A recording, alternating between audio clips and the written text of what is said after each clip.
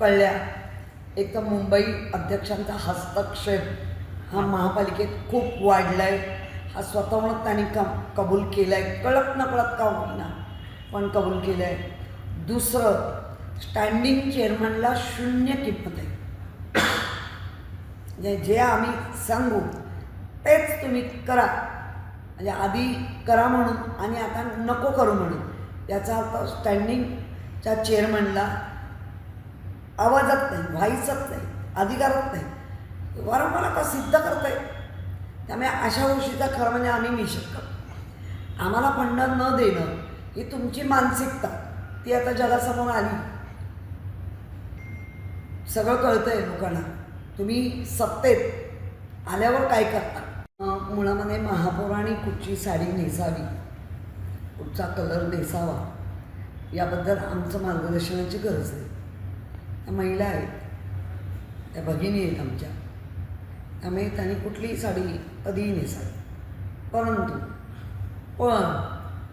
ज्या पद्धतीने त्यांनी ज्या 2023ला 19 सप्टेंबर का 20 सप्टेंबरला जे बिल पास झालं, तेच बिल महिला आरक्षणाचा दुसऱ्यांदा पारित केलं गेलं. त्या बिलाच्या मागे अनेक राजकीय खातपात होते आहेत असं ज्यांना ज्यांना वाटलं, ते सगळे विरोधी पक्ष म्हणून तर त्यांनी केलं. पण 2/3 मेजॉरिटीमध्ये काही त्यांच्याही लोकांनी विरोधात मतदान केलं आहे असं निदर्शनात येतं आहे.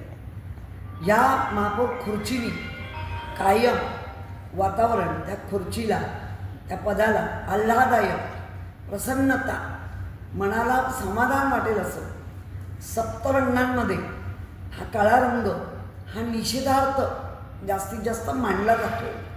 फक्त आणि फक्त 14 जानेवारी संक्रांतीला तो आपण परिधान करतो, एक शुभ म्हणून. पण बाकी संपूर्ण 364 दिवस त्या कलरचा आपण ज्याला आवडतो तो घालतो. पण शक्यता एखादे निदर्शन करायचे, तर एखादा आपल्याला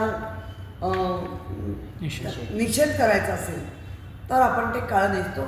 महापौर खुर्चीनी कधीही असा निषेध केला नाही आणि महापौर खुर्चीनी कधीही काळ्या कलरनी बर्डन घेऊन खुर्ची कधी बसली नाही.